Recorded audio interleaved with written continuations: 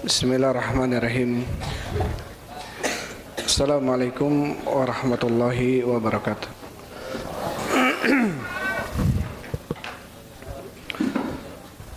Alhamdulillahilladzi arsala rasulahu bil huda wa dinil haq liyudhhirahu 'ala dini kullihi wa kafa billahi syahida. Wa asyhadu an la ilaha illallah wahdahu la syarika la iqraran bihi wa tauhida.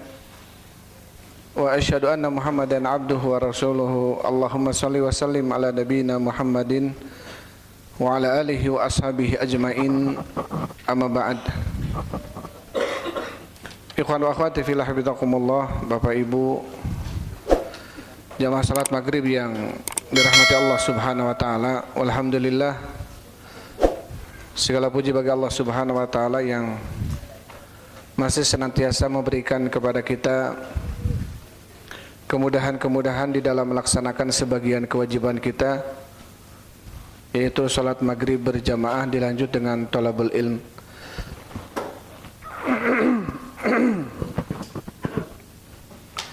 Insyaallah kita lanjutkan pembahasan kita dalam kitab Riyadhus Shalihin, masih dalam babu adabil majlis wal jalis, bab adab, etika atau akhlak tentang bermajlis dan tentang berteman duduk di dalam bermajlis.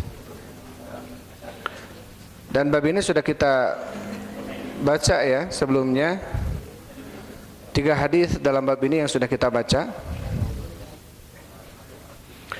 Sekarang kita masuk ke hadis yang keempat.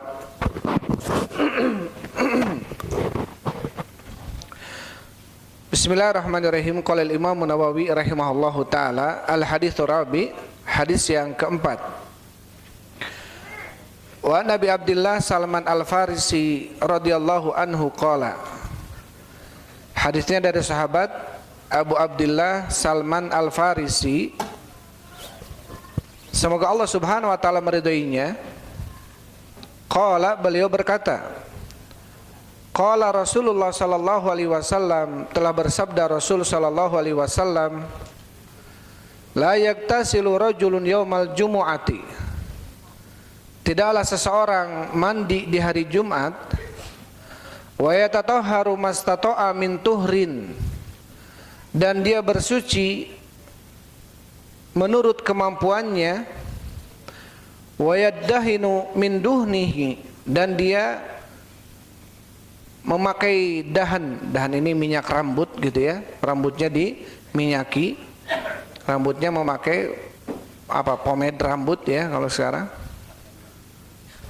lavender gitu ya, bris gitu. Au yamussu min tibi baitihi, ataupun dia memakai minyak wangi rumahnya. Tsumma yakhruju, kemudian dia keluar dari rumahnya, fala yufarriqu baina itsnain, dan dia tidak memisahkan antara 2 orang.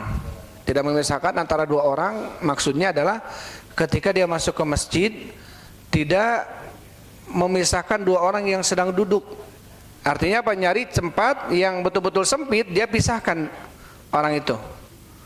Ya. Tsumma yusalli ma kutiba lahu, kemudian dia pun salat apa-apa yang telah diwajibkan untuknya. Tsumma yunsitu idza takallamal imam, kemudian dia diam ketika imam berbicara yaitu khutbah, illa ghufira lahu ma bainahu wa bainal jum'atil ukhra, kecuali akan diampuni baginya antara Jumat itu dengan Jumat yang lainnya. Antara Jumat itu dengan Jumat yang lainnya. Hadis ini diriwayatkan oleh Imam Bukhari. Di dalam hadis ini Rasulullah sallallahu alaihi wasallam menjelaskan kepada kita tentang apa? Tentang keutamaan seseorang yang pertama mandi di hari Jumat. Tentang keutamaan seseorang mandi di hari Jumat. Ya, di dalam sebuah hadis Rasulullah sallallahu alaihi wasallam beliau mengatakan, "Ghuslul Jum'ati wajibun likulli muhtalim." Mandi Jumat adalah wajib bagi orang yang sudah mimpi. Maka dengan hadis ini ada yang mewajibkan mandi Jumat. Ya. Dengan hadis ini ada yang mewajibkan seseorang harus mandi ketika apa? Mau Jumatan. Tetapi jumhur ulama melihat bahwasannya mandi Jumat adalah hukumnya sunnah. Mandi Jumat adalah hukumnya apa? Sunnah atau afdal. Adapun bagi orang yang mempunyai keluasan baginya untuk mandi, maka hendaklah dia mandi. Hendaklah dia mandi. Karena Rasulullah SAW di sini mengatakan guslul jum'ati wajibun. Mandi Jumat hukumnya wajib bagi orang yang sudah mimpi. Kata Syekh Utsaimin, yakni ala kulli baligin. Maksudnya adalah bagi orang yang sudah baligh.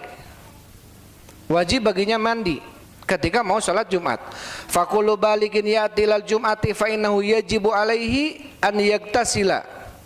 Maka setiap orang yang baligh hendak mendatangi Jumat, hendaknya atau wajib baginya untuk mandi, illa an yakhafa dararan aw la yajida ma'an, atau kecuali kalau dia khawatir madarat untuk dirinya kalau mandi, misalkan takut sakit, atau apa, dia tidak mendapatkan air,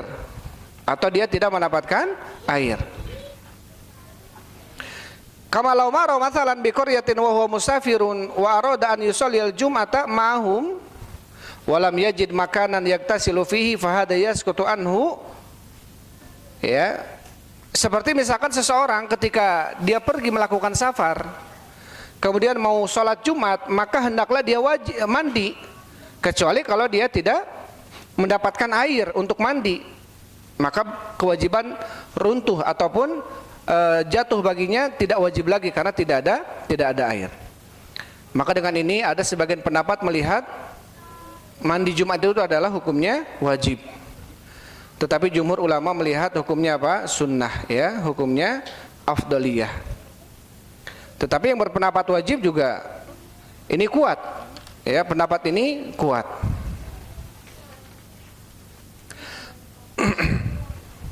Itu yang pertama. Kemudian yang kedua, kata Rasul sallallahu alaihi wasallam, wa yatatahharu mastata'a min tuhrin. Artinya apa? Dia bersuci semampu dia. Maka di sini dia dijadikan sebagai apa? Sebagai dalil tentang apa? Tentang bersuci semampu dia. Ya, menunjukkan apa? Tentang apa? Tentang hukumnya yang tadinya seakan-akan wajib menjadi apa? Ada kemampuan. Karena kalau dia tidak mampu, maka tidak jadi lagi wajibnya. Tetapi ada anjuran, tetap ada anjuran bagi dia untuk apa? Untuk mandi kalau mau melakukan sholat Jumat. Wa yadahinu min duhnihi, dan dia memberikan apa? Memberikan minyak di kepalanya. Artinya dia betul-betul dalam kondisi apa? Dalam kondisi sebaik mungkin. Mandi dulu, gitu ya. Pakaian yang terbaik, kemudian dia rambutnya disisiri dengan rapi. Kalau ada minyak rambut, dia pakai minyak rambut. Sehingga apa? Betul-betul dalam kondisi dia orang yang bahagia ketika bertemu hari Jumat. Karena memang hari Jumat adalah hari idnya kaum muslimin. Hari idnya, ya, kaum muslimin di setiap minggunya adalah hari Jumat. Maka dia jadikan hari itu apa? Hari yang betul-betul dia memakai pakaian terbaiknya, dia mandi, dia betul-betul bersuci, ya, bahkan kalau perlu tadi disebutkan oleh Rasul apa? Au yamussu min tibi baitihi, dan dia memakai minyak wangi. Ini dianjurkan. Ya, dianjurkan apa? Seseorang ketika pergi melakukan sholat Jumat dia memakai minyak wangi. Jangan dalam kondisi habis kerja nggak mandi apa langsung kemudian wudhu ke masjid. Dalam kondisi apa? Masih tercium keringatnya, gitu ya. Lehengun sengit keringatnya. Taib. Ini menunjukkan apa? Menunjukkan seseorang betul-betul ketika menghadiri sholat Jumat, maka dia dalam kondisi seperti seseorang yang berbahagia ketika bertemu dengan hari Jumat. Karena ini adalah hari Id. Tsumma yakhruju fala yufariqu baina itsnain. Kemudian dia keluar dari rumahnya menuju masjid, Dan dia ketika masuk masjid, la yufarriqu baina itsnain. Dia tidak memisahkan antara dua orang. Artinya apa? Ketika dia masuk ke masjid, dia cari tempat yang kosong. Enggak cari tempat yang sempit, akhirnya ada dua orang sedang duduk dipisahkan oleh dia. Ini tidak boleh. Kecuali kalau memang di sana terlihat masih ada luang gitu ya, masih ada tempat untuk dia duduk, maka boleh. Maka boleh kemudian dia meminta untuk tafassahu, ya, berluas-luaslah. Karena Allah Subhanahu wa taala berfirman, ya alladzina amanu idza qila lakum tafassahu fil majalisi fafsahu yafsahillahu lakum. Wahai orang-orang beriman, apabila dikatakan kepada kalian berluas-luaslah di dalam majelis, maka berikanlah keluasan. Apa kemudian balasan dari Allah? Yafsahillahu lakum. Allah akan memberikan keluasan bagi kalian. Allah akan memberikan keluasan bagi orang yang memberikan keluasan kepada orang lain. Maka ini balasan dari Allah Subhanahu wa taala. Orang yang memberikan keluasan di dunianya, maka Allah akan berikan keluasan di akhiratnya. Orang yang memberikan pertolongan di dunianya, maka Allah akan berikan pertolongan di akhiratnya. Orang yang menutup aib orang muslim di dunianya, maka Allah akan tutup aib dia di akhiratnya. Begitulah al-jaza min jinsil amal. Balasan tergantung apa? Tergantung amalan. Ya. Maka ketika kita pingin orang lain baik sama kita, maka kita pun harus baik sama orang lain. Ketika kita pingin istri kita soleh, kita pun harus menjadi orang soleh. Begitu pula sebaliknya, ketika kita ingin anak kita menjadi soleh soleha, maka kita selaku orang tuanya, ibu bapaknya harus menjadi orang yang soleh dan soleha. Karena al-jaza min jinsil amal, balasan tergantung apa? Tergantung amalan. Kemudian Rasulullah SAW mengatakan, "Tsumma yusalli ma kutiba lahu." Kemudian dia salat apa yang telah diwajibkan untuknya. Dia salat apa yang telah diwajibkan untuknya. Tentunya yang dimaksud adalah salat Jumat. Walaupun sebagian mengatakan salat tahiyatul masjid. Ini ada yang mengatakan, ada yang berpendapat wajib hukumnya tahiyatul masjid. Karena Rasulullah SAW mengatakan, "Idza dakhala ahadukumul masjida fala yajlis hatta yarka rak'atain." Apabila kalian masuk ke masjid, maka tidak boleh kalian duduk sampai kalian melakukan salat dulu 2 rakaat. Apalagi kita dalam kondisi punya wudu, wajib. Sebagian ulama mengatakan wajib. Karena apa di sini? Larangan dari Rasulullah, fala yajlis, tidak boleh dia duduk sampai dia salat dulu 2 rakaat. Sampai dia salat dulu dua rakaat. Rasulullah SAW pernah ketika melihat ada seorang sahabat masuk ke masjid langsung duduk, ya, ketika itu maka Rasul memerintahkan untuk apa? Kum fasolli, berdiri dulu kamu salat dulu, untuk melakukan salat tahiyatul masjid. Maka di sini tsumma yusalli ma kutiba lahu, kemudian salat apa yang telah diwajibkan untuknya. Sebagian mengatakan salat Jumat, tentunya ada yang berpendapat juga wajibnya salat tahiyatul masjid. Kemudian Rasulullah SAW mengatakan, tsumma yunsitu idza takallamal imam, kemudian dia diam apabila imam sedang berbicara. Ya. Ini tentunya kewajiban seseorang mendengarkan khutbah. Ketika imam khutbah, kewajiban seseorang apa? Mendengarkan khutbah dan tidak boleh berbicara. Bahkan ketika seseorang dia memainkan kerikil, kata Rasulullah SAW, "Man masal hasa wal imamu yakhutub faqad lagaut."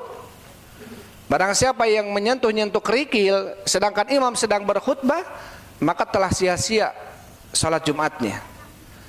Ini menunjukkan apa? Harus fokus gitu, harus dengarkan, harus mendengarkan imam yang khutbah. Ya, tidak boleh berbicara dan juga tidak boleh main-main. Harus fokus untuk mendengarkan imam khutbah. Maka di sini apa? Ada keutamaan ya seseorang mendengarkan khutbah. Artinya ketika datang ke masjid, jangan sampai kemudian ketika datang ke masjid, kemudian kita datang ketika imam sedang apa? Sedang khutbah gitu. Ya, kalau bisa kita datang ke masjidnya sebelum imam naik ke mimbar. Jadi kalau bisa apa? Kita datang ke masjid sebelum imam naik mimbar. Karena ketika imam naik mimbar, dalam hadis disebutkan, itu kemudian apa? Malaikat hadir mendengarkan apa? Khutbah. Dia hanya mendapatkan pahala Jumat dan tidak mendapatkan pahala mendatangi Jumat dengan tabkir. Tabkirin apa? Bersegera. Jadi ada anjuran dari Rasulullah SAW, man jaa ilal jum'ati fi sa'atil ula faka'annama qarraba badanatan. Barang siapa yang mendatangi sholat Jumat pada jam pertama, seakan-akan dia telah berkurban dengan seekor unta. Jam pertama ini jam ketika masuk waktu duha, waktu syuruk, itu ya. Itu masuk waktu duha, awal duha itu syuruk. Maka di sini Rasulullah mengatakan, barang siapa yang datang mau sholat Jumat di jam pertama, artinya mungkin jam 7 atau jam setengah 8 gitu ya, maka dia seakan-akan kata Rasul telah berkurban dengan apa? Seekor unta. Wa man jaa fi sa'ati tsaniyati, barang siapa yang datangnya pada jam kedua, faka'annama qarraba baqaratan. Barang siapa datang jam kedua, maka dia seakan-akan telah berkurban dengan seekor sapi. Wa man jaa fi sa'ati tsalitsati, barang siapa yang datangnya pada jam ketiga, faka'annama qarraba kabshan akron. Seakan-akan dia telah berkurban dengan kambing yang bertanduk. Wa man jaa fi sa'ati rabi'ati, barang siapa yang datangnya pada jam keempat, faka'annama qarraba dajajatan, dia seakan-akan telah berkurban dengan seekor ayam. Dan barang siapa yang datangnya pada jam kelima, kata Rasul, dia telah berkurban seakan-akan dengan sebutir telur. Dan di sini tidak ada lagi keutamaan, tidak ada lagi pahala. Berarti apa? Ketika naik imam, naik mimbar, kemudian malaikat hadir mendengarkan khutbah, maka di sanalah kemudian apa? Seseorang hanya mendapatkan pahala Jumat dan tidak mendapatkan pahala tabkir. Maka ini perlu untuk diperhatikan oleh kita. Ya, jangan sampai kemudian kita ke masjid, imam sudah khutbah. Ya, kalau bisa kita sesaat sebelum imam khutbah kita sudah di masjid. Apalagi kalau bisa kita apa? Jauh-jauh sebelum imam naik, maka kita sudah di masjid. Ini menunjukkan apa? Menunjukkan bahwasannya Maha adil Allah Subhanahu wa taala tidak menjadikan surga itu diraih hanya dengan uang dan kekayaan. Dengan amalan pun kita bisa menandingi orang-orang yang berkurban. Ketika orang lain berkurban dengan unta, dengan sapi, dengan kambing karena kelebihan harta mereka, maka kita yang kekurangan harta bisa berkurban seperti mereka. Itu apa? Dengan cara mendatangi sholat Jumat di awal-awal waktu. Ya, seperti hanya Rasulullah SAW bagi orang-orang yang mau melakukan salat syuruk, kata Rasulullah. Ya, ini dihasankan oleh Syekh Al-Albani rahimahullahu taala hadisnya.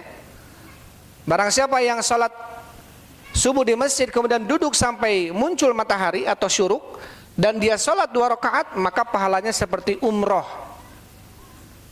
Tamatan, sempurna. Ya, ini menunjukkan bahwasanya apa? Surga itu tidak hanya diraih oleh orang-orang yang berduit saja.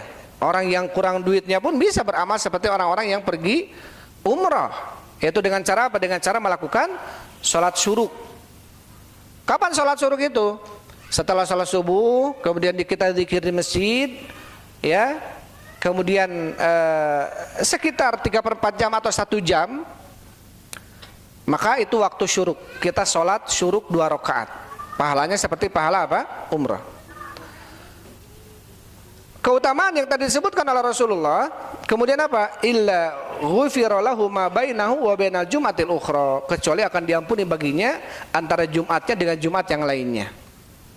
Bagi siapa tadi? Bagi yang mandi, bagi yang bersuci, bagi yang menghias diri, dan bagi yang memakai parfum, ya, minyak wangi, dan dia tidak memisahkan di antara 2 orang. Nah, ini hadis ini dibawakan oleh Imam Nawawi ke dalam adab majlis. Karena apa? Karena tidak boleh seseorang memisahkan di antara 2 orang. Orang di depan sudah duduk duaan, kita ujug-ujug datang, ujug-ujug apa? Nyempitan gitu ya. Ini tidak boleh. Karena Rasul mengatakan fala yufarriqu, tidak boleh seseorang memisahkan di antara 2 orang. Artinya membuat apa? Orang lain merasa ya dan tidak nyaman apa? Duduknya. Hadis ini riwayat Bukhari Muslim. Hadis ini riwayat Bukhari.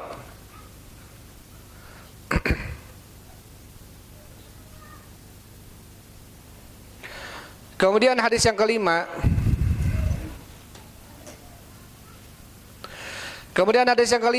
Wa an Amr bin Syuaib an abihi an jaddi, dari Amr bin Syuaib, dari bapaknya, dari kakeknya. Semoga Allah Subhanahu wa taala meridainya.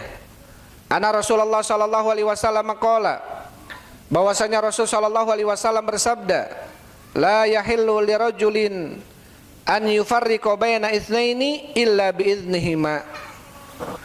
Tidak halal bagi seseorang untuk memisahkan di antara dua orang kecuali dengan izin dari keduanya. Artinya ketika kita masuk mau melakukan sholat Jumat atau mau menghadiri kajian ilmu di masjid, ya, kemudian kita seseladek gitu bahasanya, kemudian kita seselepet gitu ya bahasanya, memisahkan di antara dua orang yang sedang duduk. Kalau kedua orang ini tidak ridho dengan keberadaan kita, maka Rasul mengatakan la yahillu, tidak halal. Artinya kalau la yahillu tidak halal berarti apa? Haram. Berarti bisa dosa dia. Bisa dosa dia. Maka perlu untuk kita memperhatikan kondisi ini. Kondisi bermajlis. Ya. Masalah duduk di majelis ilmu saja, masalah duduk ketika hadir Jumatan saja, ini diatur dalam Islam ini. Tidak sembarangan seseorang duduk dimanapun menurut keinginannya, menurut hawa nafsunya, tidak. Tetapi ada adabnya, ada etikanya, ada hal-hal yang harus diperhatikan. Inilah kesempurnaan Islam. Sampai masalah duduk pun ada aturannya, apalagi perkara-perkara yang lain yang lebih besar. Kemudian ada riwayat Tirmidzi, ini riwayat Tirmidzi, hadis hasan. Dan di dalam riwayat Abu Daud, la yajlisu baina rajulaini illa biiznihima, ya, tidak boleh duduk di antara dua orang kecuali dengan izin dari keduanya. Kecuali teman kita ini tahu dia akan mengizinkan kita, ya, dan tahu orang ini akan mengizinkan kita. Tapi kalau kira-kira tidak akan mengizinkan kita, apalagi dia baru misalkan, ya, dan dia tidak ridho dengan keberadaan kita, malah membuat kita pasang sedek gitu ya, maka ini perlu ya untuk kita perhatikan kondisi ini. Tapi kalau di sisi lain kita memaafkannya, memberikan keluasan kepadanya, ya, maka tentunya ada keutamaan. Tafassahu yafsahillahu lakum, Allah akan memberikan keluasan bagi kita. Kalau ada orang lain ujug-ujug duduk aja di tempat kita, nyempitan, ya, dan kita ngegeser sedikit memberikan keluasan, maka apa? Maka keutamaannya adalah kita akan diberikan keluasan oleh Allah Subhanahu wa taala. Itu hadis yang kelima. Kemudian hadis yang keenam, wa an Hudzaifah bin Yaman, dari Hudzaifah bin Yaman radhiyallahu anhu, semoga Allah meridainya, anna Rasulullah sallallahu alaihi wasallam, bahwasanya Rasul sallallahu alaihi wasallam la'ana man jalasa wasatul halqah, Rasul sallallahu alaihi wasallam melaknat orang yang duduk di pertengahan halqah. Halqah ini tempat kajian, dia ujug-ujug duduk di tengah. Tapi sudah kita sebutkan kemarin hadis ini dhaif, bahkan didhaifkan oleh Imam Al-Albani rahimahullahu taala. Hadisnya hadis yang dhaif. Tetapi setidaknya apa? Setidaknya dari adab yang disampaikan oleh Imam Nawawi bab ini adalah tentang perlunya kita beradab di dalam duduk. Ya, karena Rasulullah sallallahu alaihi wasallam dalam hadis sebelumnya itu disebutkan apa? Dalam hadis yang ketiga, kunna idza ataina Nabi sallallahu alaihi wasallam jalasa ahaduna haitsu yantahi. Kami kalau mendatangi Nabi sallallahu alaihi wasallam, maka kami mendatangi Nabi, kami duduk di mana kami berhenti. Artinya apa? Tidak kemudian keutamaan duduk bersama Nabi di hadapan Nabi, tapi karena kita datang telat, enggak kemudian kita ke depan, bahkan melewati, melangkahi teman-teman yang lain. Nah, ini tidak dianjurkan. Ya, ini tidak dianjurkan. Bahkan Rasulullah sallallahu alaihi wasallam menegur ketika khutbah Jumat, ada seseorang yang kemudian apa? Ya takhatari qauban nas, melewati pundak-pundak manusia karena ingin duduk paling depan, padahal dia kondisinya terakhir, padahal dia telat datangnya. Maka orang yang telat bagiannya adalah paling belakang, dia harus duduk di belakang. Maka larangan ini adalah, kalau larangan laknat, lafaz laknat ini dhaif hadisnya, tetapi larangan yatakhatta riqaban nas ini Bukhari Muslim. Karena otomatis seseorang untuk nyampe ke tengah gitu ya, kalau penuh dia dari belakang, itu akan melewati teman-teman yang lainnya, akan mengganggu. Maka ini dilarang oleh Rasulullah SAW. Paham ya? Jadi larangan ini yang kemudian dipakai sehingga tidak boleh seseorang ya yatakhatta riqaban nas, melewati pundak-pundak manusia untuk mendapatkan posisi paling depan padahal dia datang terakhir. Maka berarti dia harus apa? Kalau dia mau posisi depan, maka dia harus datang paling awal. Ya, maka dia harus datang paling awal. Karena Rasulullah SAW sebagaimana hadis sebelumnya ya, bahwasanya apa? Bahwasanya orang yang duduk di tempat pertama, maka dia berhak dengan tempat itu sampai dia mengizinkan yang lainnya. Idza qama ahadukum min majlisin tsumma raja ilaihi fa huwa ahaqqu bihi. Apabila seseorang dia duduk di tempatnya kemudian dia pergi keluar dengan tujuan kembali lagi ke tempat itu, maka orang itu berhak dengan tempat itu karena dia paling pertama menduduki tempat itu. Taib. Ini dibawakan bab ini oleh Imam Nawawi rahimahullahu taala, dan dibawakan hadis-hadis dari Rasul sallallahu alaihi wasallam tentang kita melihat bagaimana para sahabat, para tabi'in, ulama dahulu, bahkan zaman Imam Nawawi, tentunya orang-orang berlomba-lomba untuk mendapatkan mendapatkan posisi pertama ketika bermajelis atau posisi pertama ketika melakukan sholat jamaah. Jadi ada dorongan agar mendapatkan keutamaan saf pertama, keutamaan jamaah pertama ketika bermajelis. Ini menunjukkan apa? Menunjukkan pentingnya apa? Semangat, ya. Tapi kalau sebagian manusia sekarang, riweuh-riweuh teuing urang mah di mana we diuk mah. Nu penting diuk, gitu ya. Tidak dengan orang-orang terdahulu. Dibawakan bab ini karena memang semangat-semangat mereka bermajelis. Karena mereka berlomba-lomba untuk mendatangi shaf pertama. Sampai kata Rasul sallallahu alaihi wasallam, "La ya'lamuna ma fihi ma", kalau mereka seandainya tahu ma fi shafil awal, apa yang ada pada shaf pertama, ya lastahammu alaihi, maka mereka akan mengundi dirinya untuk mendapatkan shaf pertama. Jadi berlomba-lomba untuk mendapatkan shaf pertama di majelis pertama. Ini menunjukkan apa? Menunjukkan hirs, semangat ya orang-orang terdahulu dari kalangan para ulama salafus solehnya, baik sahabat, tabi'in, tabi'ut tabi'in, atau ulama-ulama terdahulu, sehingga muncullah bab-bab seperti ini, etika di dalam duduk. Beda kalau kondisinya kemudian apa? Orang-orang tidak memperdulikan hal ini, di mana we diuk, mana penting diuk gitu. Maka tidak akan ya, kecuali ini didapatkan oleh orang-orang yang semangat, mungkin ya dia paling ujung tapi pengen paling pertama, apalagi setelah kajian langsung sholat misalkan ya, otomatis jamaahnya nanti dapat jamaah shaf pertama. Dia dari ujung mungkin akan mengupayakan bagaimana caranya agar dia dapat duduk paling depan dengan mimbar agar sholat shaf pertama nanti. Kondisi itu ketika dia menyakiti teman-temannya, maka dilarang, maka tidak boleh. Apalagi kalau jelas-jelas di depan sudah penuh, dia malah membuat sempit. Ini pun maka termasuk yang tidak boleh, kecuali teman-temannya mengizinkan.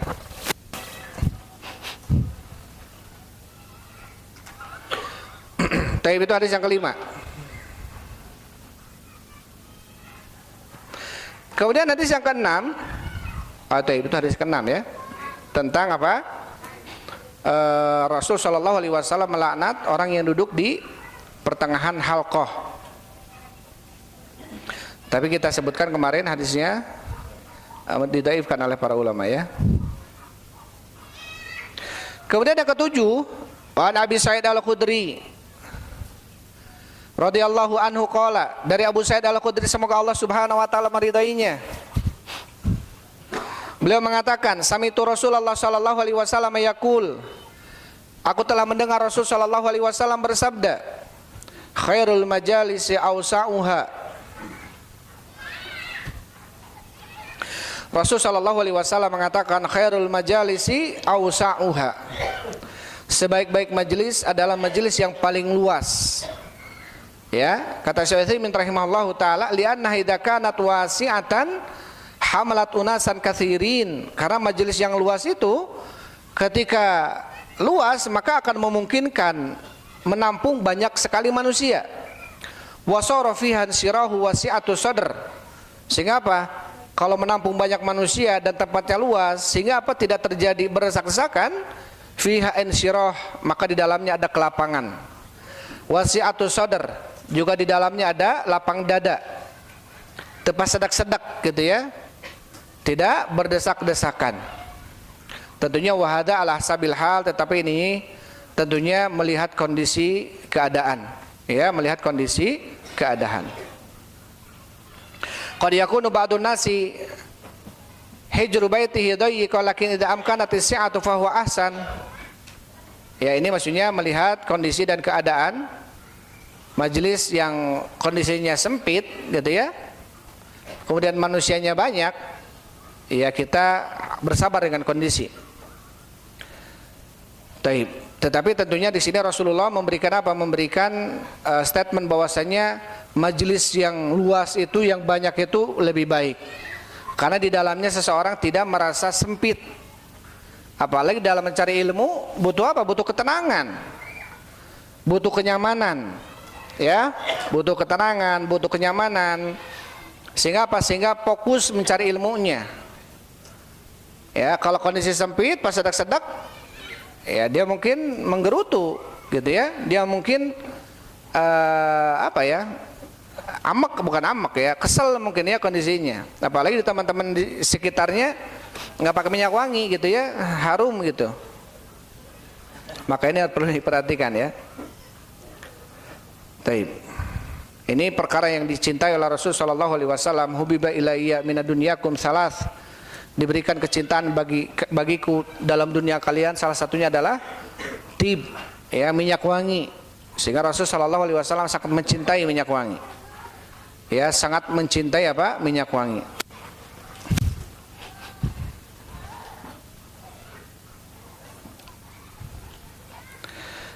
Taib.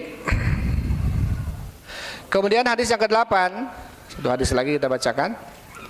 Wa Abi Hurairah radhiyallahu anhu qala, dari Abu Hurairah semoga Allah meridainya, beliau mengatakan, qala Rasulullah sallallahu alaihi wasallam, telah bersabda Rasul sallallahu alaihi wasallam, man jalasa fi majlisin, barang siapa yang duduk dalam sebuah majlis tempat duduk, fakathura fihi lagatuhu, maka dia memperbanyak lago, memperbanyak candaan, main-main, senda gurau, ya.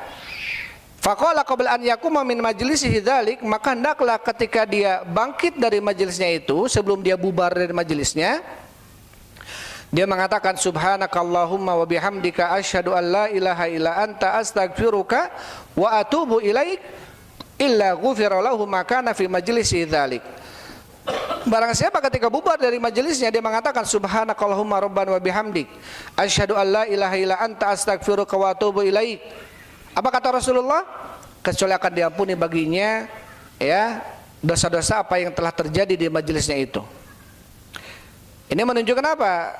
Kajian itu sebaiknya seseorang ketika beres dari kajian justru dia apa? Mendapatkan tazkiyatun nufus, bersih jiwanya, membuat dia takut sama Allah Subhanahu wa taala, membuat dia semakin tunduk. Kalau perlu kajiannya menangis gitu. Bukan ini sebagian kajian kadang-kadang dihiasi dengan tawa, canda. Sebagian kajian kadang-kadang dihiasi dengan tersenyum, bahkan bukan hanya tersenyum, ya, bahasa Sundanya babara katakan gitu ya. Padahal Rasul Shallallahu Alaihi Wasallam ini bukan tidak boleh seseorang bercanda di dalam kajian. Bahkan itu sebagai garam dalam makanan, kalau tidak berlebihan maka dilakukan supaya apa, hidup kajiannya. Artinya supaya henteu nundutan teuing gitu ya, jika nu dijaruru. Narundutan dia tadi. Ya. Komodo nyararan deui mah. Biar apa? Tidak nundutan itu tidak mengapa, tetapi kalau sebuah kajian yang ada malah ketawa dan ketawa, padahal apa kata Rasulullah? Ya, innadh-dhahaka tumitul qulub, sesungguhnya tertawa bisa mematikan hati, mengeraskan hati tertawa. Maka tentunya dianjurkan ya, ketika selesai seseorang dari apa? Dari kajian ilmu, dari majelis ilmu, maka seseorang dia membacakan doa subhanakallahumma rabbana wa bihamdik, atau subhanakallahumma wa bihamdik asyhadu an la ilaha illa anta astaghfiruka wa atubu ilaik. Ya, ini doa kafaratul majlis. Doa kafaratul majlis. Maka akan diampuni apa? Dosa apa yang telah dilakukan di dalam majelisnya itu. Taib.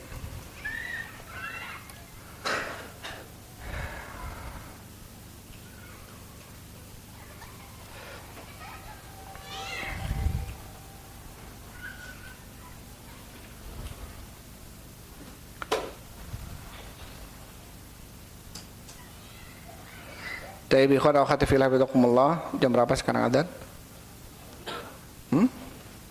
Lebih 5 ya? Taib, itu saja mungkin bisa disampaikan. Ini ada beberapa hadis lagi dalam bab ini. Kemudian kita bacakan di waktu yang akan datang. Itu saja ya, wallahu a'lam bishawab. Alhamdulillah wassalatu wassalam ala Rasulillah. Subhanakallahumma rabbana wa bihamdik asyhadu an la ilaha illa anta astaghfiruka wa atubu ilaik. Assalamualaikum warahmatullahi wabarakatuh.